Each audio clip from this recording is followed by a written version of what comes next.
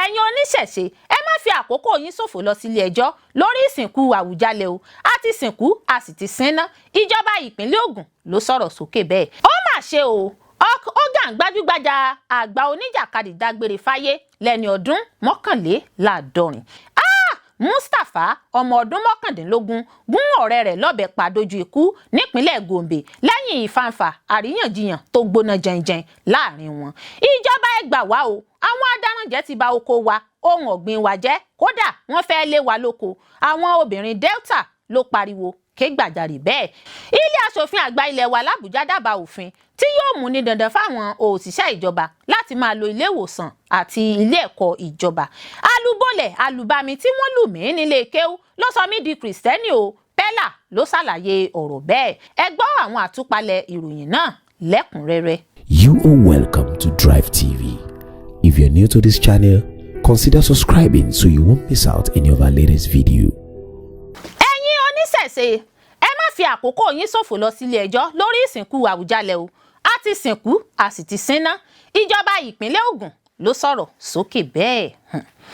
Ìjọba ìpínlẹ̀ Ògùn ti ní òun ti gbáradì láti kojú gbogbo ẹjọ́ táwọn ẹlẹ́sìn Ifá ìyẹn International Council for Ifa Religion ICIR fẹ́ pe ìjọba lórí ìlànà tí wọ́n gbà sin òkú Awujale tilẹ̀ Ìjẹ̀bú ọba Síkírù Káyọ̀dé Adétọ̀nà. Ní ọjọ́ 13 oṣù keje ọdún 2025 ni ọba Adétọ̀nà darapọ̀ mọ́ àwọn baba ńlá rẹ̀ tí wọ́n sì sìn ní ìlànà ẹ̀sìn Islam èyí tó fa awuyewuye káàkiri ilẹ̀ Yorùbá. Lásìkò ètò ìsìnkú ọba náà ní àwọn ìròyìn kan gba orí ayélujára pé wọn kò jẹ́ káwọn oníṣẹ̀ṣe kópa níbi ètò ìsìnkú orí adé náà. Agbẹjọ́rò àti alákòóso àwọn oníṣẹ̀ṣe ní ìpínlẹ̀ Ògùn olóyè Ìfàṣọlá Ọ̀pẹ-Odù tó tún jẹ́ olúwo ti ìlú Ìpẹ̀rù Rẹ́mọ fìdí rẹ̀ múlẹ̀ fún àwọn oníròyìn pé wọ́n lé àwọn oníṣẹ̀ṣe dànù yẹ̀yẹ́ wọn bí ẹ̀sà tìmọ́ níbi ètò ìsìnkú ọba àlàyé náà. Ó ní àwọn tó lé àwọn oníṣẹ̀ṣe kúrò níbi ètò ìsìnkú ọ̀hún ti ṣẹ̀ sí òfin ìjọba ìpínlẹ̀ Ògùn àti pé àwọn máa gba ilé ẹjọ́ lọ lórí ọ̀rọ̀ náà.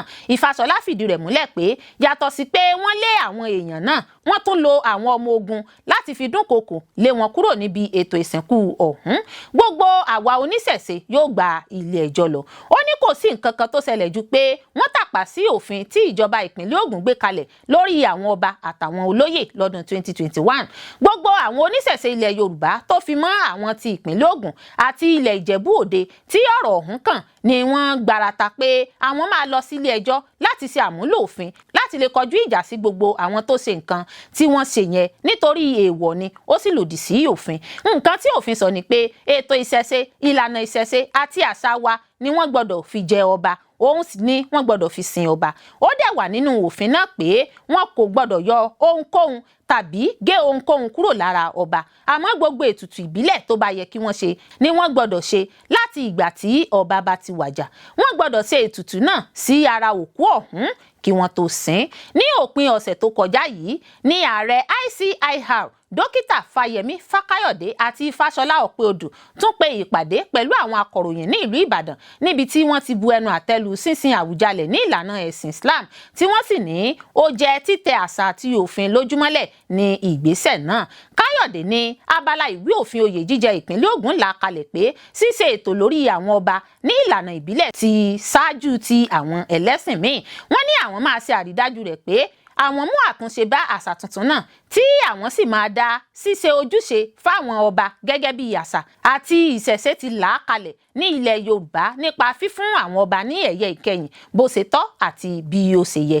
Ẹ̀wẹ̀ kọmíṣánná fún ètò ìdájọ́ ní ìpínlẹ̀ Ògùn Ṣínà Ògúngbadé ti wá fèsì sọ pé fífi àkókò àti owó ṣòfò ni yóò jẹ́ táwọn oníṣẹ̀ṣe bá ní àwọn ń lọ sílé ẹjọ́.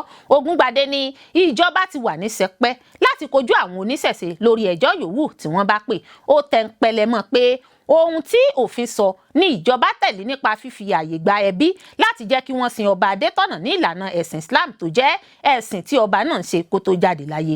Ó ní tí wọ́n bá fẹ́ pe ẹjọ́ òun máa kí wọn káàbọ̀ àmọ́ òun fún wọn ní àmọ̀ràn lọ́fẹ̀ẹ́ láti má ṣe bẹ́ẹ̀ nítorí ó máa jẹ́ àfihàn pé wọn kò mọ ohun tí òfin wí lórí ọ̀rọ̀ náà.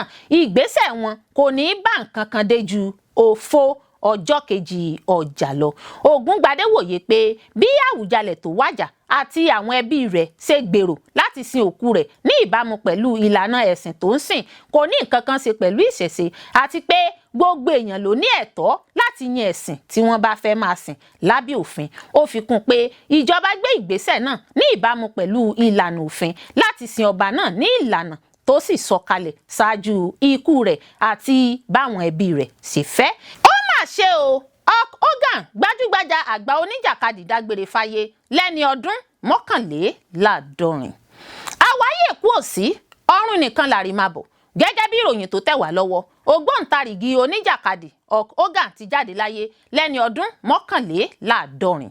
Àjọ tó ń mójútó ìdíje ìjàkadì WWE ló fìdí ìròyìn ikú Hogan múlẹ̀ ní ìrọ̀lẹ́ ọjọ́bọ̀ Thursday. Nínú àtẹ̀jáde tí World Wrestling Entertainment ọ̀hún fi síta ló ti sọ pé ìbànújẹ́ ńlá ló jẹ́ láti gbọ́ ikú gbajúgbajà àgbà oníjàkadì Hogan náà. Wọ́n ṣàpèjúwe Hogan gẹ́gẹ́ bí ọ̀kan lára àwọn tó gbajúmọ̀ jùlọ tó sì ran iléeṣẹ́ eré ìdárayá WWE lọ́wọ́ láti di ìlú mọ̀ọ́ká káàkiri àgbáyé ní nǹkan bíi ọdún 1980 sókè. Wọ́n ní àwọn bá ẹbí, ọ̀rẹ́ àti àwọn olólùfẹ́ olóògbé náà kẹ́dùn. Hogan ló fẹ́ jẹ́ oníjàkadì tó gbajúmọ̀ jùlọ nínú ìtàn eré ìdárayá náà. Ọdún 1953 ni wọ́n bí tí wọ́n sì sọ orúkọ rẹ̀ ní Terry Boyler. Láti ọdún 1980 títí di nǹkan bíi 2000 ni Hogan fi jẹ gàba lágbo àwọn oníjàkadì káàkiri àgbáyé kó tó di pé ó bẹ̀rẹ̀ sí ní kópa nínú fíìmù àti àwọn ètò àgbéléwò míì lórí tẹlifíṣàn. Ọdún 1979 ló kọ́kọ́ darapọ̀ mọ́ ẹgbẹ́ ìjàkadì tó ń jẹ́ World Wrestling Federation tó padà di World Wrestling Entertainment, àmọ́ ó kúrò ní ọdún 1981. Hogan ni olùdíje gbòógì tó kọ́kọ́ kópa nínú ìdíje WrestleMania nílùú New York lọ́dún 1985 níbi tí òun àti Mr. T ti fẹ̀yìn Paul Odolph àti Roddy Piper janlẹ̀. Ní gbogbo ọdún 1990 sókè, òkìkí Hogan tayọ kọjá ìjàkadì pẹ̀lú bó ṣe kópa nínú àwọn fíìmù bíi Mr. Nani àti Soban Commando. Nítorí náà ni kò jẹ́ ìyàlẹ́nu fún ẹnikẹ́ni nígbà tí iléeṣẹ́ eré ìdárayá WWE fi àmì ẹ̀yẹ dá lọ́lá gẹ́gẹ́ bí akọni mánigbàgbé tí wọ́n pè ní Hall of Fame lọ́dún 2005. Wọ́n tún gbà gẹ́gẹ́ bí ọmọ ìgbìmọ̀ olùdarí àjọ náà, àmọ́ ṣá wọ́n yọ orúkọ rẹ̀ kúrò nínú ìwé àwọn akọni mánigbàgbé lọ́dún 2025 nígbà tí wọ́n fi òpin sí iṣẹ́ rẹ̀ nínú WWE nítorí pé fídíò kan ṣàfihàn bó ṣe pé èdè ìdẹ́yẹsí kan síta. Lọ́dún 2018 iléeṣẹ́ náà gbà á ṣiṣẹ́ padà tí wọ́n sì sọ pé ó lẹ́tọ̀ọ́ sí àǹfààní lẹ́ẹ̀kejì. Ṣùgbọ́n ṣá ọ̀pọ̀lọpọ̀ àwọn gbajúgbajà eléré ìjàkadì lára èyí tí New Day àti Titus O'Neil sọ pé yóò ṣòro láti kàn gbàgbé ọ̀rọ̀ tí Hogan sọ. Ní ọdún díẹ̀ sẹ́yìn, Hogan kópa níbi ìpolongo ìbò Trump àti lásìkò ìpolongo fún ìdìbò ilẹ̀ Amẹ́ríkà tó wáyé lọ́dún tó kọjá. Àwọn èrò olùwòran hólé Hogan lórí láìpẹ́ yìí tó lọ sí ìdíje WWE kan nígbà tó kópa nínú ètò iléeṣẹ́ náà Monday Night Raw láti polówó ọtí tó ń ṣe. Mustapha ọmọ ọdún 19 gún ọ̀rẹ́ rẹ̀ lọ́bẹ pa dójú ikú nípínlẹ̀ Gombe lẹ́yìn ìfàǹfà àríyànjiyàn tó gbóná jẹnjẹn láàrin wọn. Mustapha Adamu ọ̀dọ́mọkùnrin ọmọ ọdún 19 ti jẹ́ fífigbóró òfin gbé nípasẹ̀ iléeṣẹ́ ọlọ́pàá ìpínlẹ̀ Gombe fẹ̀sùn pé ó gún ọ̀rẹ́ rẹ̀ Yahuza Labaran dojú ikú lákòókò èdè àìyedè àríyànjiyàn tó gbóná jẹnjẹn lóko. Ìṣẹ̀lẹ̀ burúkú náà ló wáyé lọ́jọ́ Ajé Monday lábúlé Kùlání Chesi níjọba ìbílẹ̀ Balanga nípínlẹ̀ náà. Gẹ́gẹ́ bí ìròyìn tó tẹ̀ wá lọ́wọ́, àwọn ọ̀rẹ́ méjì ọ̀hún ló lọ sóko bí wọ́n ṣe máa ń ṣe nígbà tí èdè àìyedè bẹ́ sílẹ̀ láàrin àwọn méjèèjì ní déédéé aago 3 ọ̀sán. Ohun tó ṣokùnfà èdè àìyedè àìríyànjiyàn náà ni kò hàn dé sí ẹnikẹ́ni. Lákòókò ìfàǹfà náà ni Adamu yọ ọ̀bẹ jáde tó sì fi gún ọ̀rẹ́ rẹ̀ Labaran ọmọ 20 ọdún nígùnkúgùn pa dojú ikú tó sì ṣe léṣe kọjá sísọ. Olùfarakásá ọ̀hún ni wọ́n gbé dìgbàdìgbà lọ gba ilé ìwòsàn Balanga General Hospital ṣùgbọ́n tí dókítà fìdí ikú rẹ̀ múlẹ̀ gbára tí wọ́n gbé dé ọgbà ilé ìwòsàn. Alukoro iléeṣẹ́ ọlọ́pàá Buhari Abdullahi fìdí ìṣẹ̀lẹ̀ náà múlẹ̀ nínú ìfọ̀rọ̀wánilẹ́nuwò lórí fóònù pẹ̀lú àwọn akọ̀ròyìn. Ó sọ wípé iléeṣẹ́ ọlọ́pàá gba ìpè lọ́jọ́ Ìṣẹ́gun Tuesday kíámọ́sá ni wọ́n gbé ìgbésẹ̀ kan mọ́ńkóbó láti náwó gan àfúrásì. Gẹ́gẹ́ bí ó ṣe wí, Ádámù jẹ́wọ́ lákòókò ìfọ̀rọ̀wánilẹ́nuwò pé òun kò mọ̀ọ́mọ̀ ṣekú pa ọ̀rí òun, ṣùgbọ́n inú àbíjù tó bí òun ló ṣokùnfà ìṣẹ̀lẹ̀ náà. Abdullahi sọ wípé àwọn sì ń ṣe ìwádìí ìfimúfínlẹ̀ lórí ìṣẹ̀lẹ̀ náà. Ó ní afurasí náà yóò jẹ́ títarí lọ ilé-ẹjọ́ láìpẹ́. Èdè ayé ò ní mú wa o, a ò sì ní sì ṣe láṣẹ Ìlédùà. Ìjọba ẹ gbà wá o, àwọn adaranjẹ ti bà oko wa, ohun ọ̀gbìn wa jẹ́, kódà wọ́n fẹ́ lé wa lóko. Àwọn obìnrin Delta ló pariwo ké gbàjarè bẹ́ẹ̀. Àgbáríjọpọ̀ àwọn obìnrin òzóró ó lé ní 500 níjọba ìbílẹ̀ àríwá ìsoko nípínlẹ̀ Delta lọ́jọ́ ìṣẹ́gun Tuesday gúnlé ìwọ́de ìfẹ̀hónúhàn àlàáfíà tako àwọn adaranjẹ Fúlàní tó ń fi màálù jẹ àwọn ohun ọ̀gbìn oko wọn lemọ́lemọ́. Lára àwọn tó bá àwọn akọ̀ròyìn Sahara Reporters sọ̀rọ̀ sọ wípé oko dídá náà jẹ́ ọ̀nà kan gbòógì láti fi bọ́ àwọn mọ̀lẹ́bí rán àwọn ọmọ wọn lọ ilé ìwé gíga. Nígbà tó ń bá àwọn obìnrin tó wọ́de sọ̀rọ̀, alága ìjọba ìbílẹ̀ àríwá ìsoko Godwin Ogorugba gbóṣùbà káre fún àwọn obìnrin náà fún bí wọ́n ṣe kóra wọn jọ lọ́nà ìwà tó dára lákòókò ètò ìwọ́de alálàáfíà tí wọ́n gùnlé náà. Ó wáá fi mú dá àwọn aráàlú lójú pé ìjọba yóò dáàbò bo ẹ̀mí àti dúkìá wọn. Ẹ̀wẹ̀, Ogorugba kọminú lórí bí àwọn adaranjẹ náà ṣe kọ̀ láti tẹ̀lé òfin tó rọ̀ mọ́ àǹdaranjẹ nípìnlẹ̀ pẹ̀lú bó tún ṣe ṣèkìlọ̀ fún wọn tako ìparun ohun ọ̀gbìn oko lemọ́lemọ́ lágbègbè náà. Ó ní ìwọ́de alálàáfíà ni àwọn obìnrin Delta gùnlé, àwọn ti gbọ́ igbe àti ìfẹ̀hónúhàn wọn, àwọn sì gbọ́dọ̀ gbé ìgbésẹ̀ kan mọ́ńkóbó láti gba àwọn èèyàn àwọn là. Ó jẹ́ kó di mímọ̀ pé tí àwọn bá ń kojú àìsí ààbò oúnjẹ, kò sí ẹnìkankan nínú àwọn tí yóò fojú korun nínú ilé tàbí wá sí ọ́fíìsì ilé-iṣẹ́ láti ṣiṣẹ́. Wọ́n ní àwọn yóò rí dájú pé àwọn èèyàn àwọn lè padà lọ sóko, padà sílé láyọ̀ àti àlàáfíà. Ó ní gómìnà ìpínlẹ̀ náà Sheriff Oborevori ń ṣe gbogbo ohun tó yẹ láti gbógun ti ètò ààbò tó mẹ́hẹ káàkiri ìpínlẹ̀ náà. Ogorugba ní ẹ̀yin Fúlàní adaranjẹ, etí yín mélòó? Ó kìlọ̀ fún àwọn Fúlàní adaranjẹ láti dẹ́kun bíba àwọn ohun ọ̀gbìn oko àwọn èèyàn náà jẹ́. Ilé aṣòfin àgbà ilẹwa l'Àbújá dábàá òfin tí yóò mú ní dandan fáwọn òṣìṣẹ́ ìjọba láti máa lo ilé ìwòsàn àti ilé ẹ̀kọ́ ìjọba. Ilé aṣojúṣòfin àgbà l'Àbújá ti ṣe àgbékalẹ̀ àbá òfin kan tí yóò fi òfin de àwọn òṣìṣẹ́ ìjọba àti àwọn tó wà nípò ìjọba láti má lè lo ilé ìwòsàn àti ilé ẹ̀kọ́ aládàáni mọ́ ní Nàìjíríà. Ọjọ́ ìṣẹ́gun Tuesday, ọjọ́ 22 oṣù keje ni ilé aṣòfin náà ṣe àgbékalẹ̀ àbá òfin ọ̀hún tí wọ́n pè ní HB 2487. Aṣòfin Amobi Godwin Hogan tó ṣagbátẹrù àbá náà sọ fún àwọn akọ̀ròyìn wípé àbá òfin yìí yóò mú ní dandan fún àwọn tó wà ní ipò ìjọba láti má lè lo ilé ẹ̀kọ́ àti ilé ìwòsàn ìjọba tó bá di òfin tán. Hogan ní àbá òfin náà yóò ṣe ìrànwọ́ fún ìgbédìde àwọn ilé ẹ̀kọ́ àti ilé ìwòsàn ìjọba láti rí àmójútó tí wọ́n nílò. Aṣòfin náà ṣàlàyé pé tí àwọn tó wà nípò ìjọba àtàwọn òṣìṣẹ́ ìjọba ṣe ń lo ilé ìwòsàn aládàáni ní Nàìjíríà àti lókè òkun wà lára ìdí tí ètò ẹ̀kọ́ àti ètò ìlera kò fi fẹsẹ̀ múlẹ̀ dáadáa.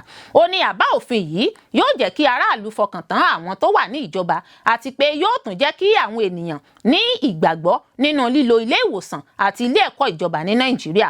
Bákan náà ni Hogan fi kún ọ̀rọ̀ rẹ̀ wípé ilé ẹ̀kọ́ ìjọba làwọn adarí tó jà fún òmìnira orílẹ̀-èdè Nàìjíríà bíi Sir Ahmadu Bello, olóyè Ọbáfẹ́mi Awólọ́wọ̀, ọ̀mọ̀wé Nnamdi Azikiwe àti Tafawa Balewa lọ lásìkò wọn. Ó ní èyí yàtọ̀ sí nǹkan tí ọ̀pọ̀ àwọn tó wà nípò ìjọba lónìí ń ṣe tí wọn kò lo ilé ẹ̀kọ́ ìjọba tàbí lo ilé ìwòsàn ìjọba mọ́.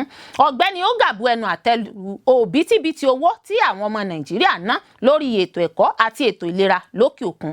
Ó ní owó tó lé ní bílíọ̀nù 29 owó dọ́là $29.29 billion làwọn ọmọ Nàìjíríà ná lórí ìtọ́jú ara wọn lókè òkun. Ó ní owó tó lé ní bílíọ̀nù 29 owó dọ́là $29.29 billion làwọn ọmọ Nàìjíríà ná lórí ìtọ́jú ara wọn láwọn ilé ìwòsàn ilẹ̀ òkèrè lásìkò ìjọba ààrẹ Muhammadu Buhari. Bákan náà ni ó tún sọ pé kò dín ní $218.87 million táwọn ọmọ Nàìjíríà ná lórí ètò ẹ̀kọ́ nílẹ̀ òkèrè lọ́dún 2023 nìkan. Aṣòfin Hogan ṣàlàyé síwájú sí pé ó lé ní tírílíọ̀nù kan náírà 1.336 trillion naira ní owó tí ìjọba yà sọ́tọ̀ fún ètò ìlera nìkan nínú ètò ìṣúná ọdún 2024 nígbà táwọn ọmọ Nàìjíríà ná owó tí kò dín ní tírílíọ̀nù kan náírà lọ́dọọdún lórí ètò ìlera nílẹ̀ òkèrè. Hogan ní ohun tó bá mú káwọn yọ owó ìrànwọ́ orí epo bẹntiróòlù kúrò, àwọn gbọ́dọ̀ ṣòfin tí kò ní jẹ́ káwọn òṣìṣẹ́ ìjọba àtàwọn tó wà nípò ìjọba máa dẹ́yẹ sí ilé ẹ̀kọ́ àti ilé ìwòsàn ìjọba náà. Ó ní nítorí pé ọ̀pọ̀ èèyàn tó wà ní ìjọba ń lọ sókè òkun fún ìtọ́jú ara wọn àti fún ètò ẹ̀kọ́ ní kò jẹ́ kí àwọn ilé ẹ̀kọ́ ẹ̀kọ́ṣẹ́ ìṣègùn dúró dáadáa mọ́ ní Nàìjíríà. Aṣòfin náà sọ pé òfin yìí yóò mú àdínkù bá bí àwọn ọmọ Nàìjíríà ṣe ń kú sílé ìwòsàn lókè òkun àti pé yóò tún jẹ́ kí aráàlú ní ìgbàgbọ́ nínú ilé ìwòsàn ìjọba ní Nàìjíríà. Ó wá rọ àwọn ọmọ Nàìjíríà àtàwọn akọ̀ròyìn láti ṣe àtìlẹ́yìn fún àbádòfin náà kó lè di òfin. Alubolẹ-alubami tí wọ́n lù mí nílé kéwú ló sọ mí di Kristẹni o. Pẹ́lá ló ṣàlàyé ọ̀rọ̀ bẹ́ẹ̀. Gbajúgbajà orí ayélujára TikTok Habib Pẹ́lá Hamzat ti sọ pé òun kì í ṣe ẹlẹ́sìn mùsùlùmí bí kò ṣe ẹlẹ́sìn kìrìsìtẹ́nì. Ó ní láti kékeré ní ọkàn òun ti ṣí kúrò nínú ẹ̀sìn Islam sí ẹ̀sìn kìrìsìtẹ́nì lẹ́yìn ìṣẹ̀lẹ̀ kan lọ́pọ̀ ọdún sẹ́yìn. Pẹ́lá ló sọ ọ̀rọ̀ yìí lásìkò tó ń bá àwọn olólùfẹ́ rẹ̀ sọ̀rọ̀ lórí ayélujára tí ọ̀kan nínú wọn sì pè ní mùsùlùmí. Ó ní òun ò kì í ṣe mùsùlùmí o, ọmọlẹ́yìn Kristi ni òun. Lẹ́yìn náà ló ṣàlàyé èrèdí àti àkókò tó kúrò nínú ẹ̀sìn Islam sí ti kìrìsìtẹ́nì látàrí bí olùkọ́ ìmọ̀ Àrábíkì kan ṣe lù ú lọ́dún náà lọ́hùn, èyí tí kò dùn mọ́ nínú. Ó ṣàlàyé pé bí àáfàá náà ṣe na òun lọ́jọ́ náà lọ́hùn ló ṣokùnfà bí òun ṣe fi ẹ̀sìn òun sílẹ̀. Nínú ọ̀rọ̀ rẹ̀, Pẹ́lá sọ pé èèwọ̀ ni kí àwọn èèyàn máa pè òun ní mùsùlùmí. Ó ní òun ò kí ń ṣe mùsùlùmí o, Kristẹni ni òun, Kristẹni paraku ni òun sì ń lọ sí ṣọ́ọ̀ṣì dáadáa. Pẹ́lá ṣàlàyé ìdí tí ó ṣe fi ẹ̀sìn mùsùlùmí sílẹ̀ nígbà tí òun lọ sílé kéwú. Ó ní wọ́n na òun pẹ̀lú pankẹ́rẹ́ lòun ṣe fi ilé kéwú sílẹ̀. Ó ní níṣe ni wọ́n gbé òun láti ibi tí òun wà, wọ́n gbé òun lọ sí ẹ̀yìn, wọ́n sì fi ẹgba dára sí ìdí òun. Ó ní ariwo tí òun pa ni pé Jésù, òun ń bọ̀ lọ́dọ̀ rẹ. Pẹ́lá parí ọ̀rọ̀ rẹ̀ pé lóòótọ́ lòun fẹ́ràn ẹ̀sìn mùsùlùmí àti ẹ̀sìn kìrìsìtẹ́nì, àmọ́ òun kò fara mọ́ ìyà tí wọ́n fi máa ń jẹ òun nílé kéwú, òun kò lè fara dà á mọ́ ló sọ òun di kìrìsìtẹ́nì. Ẹ ṣé púpọ̀ fún gbígbọ́ àti wíwò tí ẹ̀ ń wò wá. Ojú tí ẹ̀ fi ń wò wá kò ní fọ́, etí tí ẹ̀ fi ń gbọ́ wá kò ní di. Láṣẹ Olódùmarè yóò sì dára fún yín.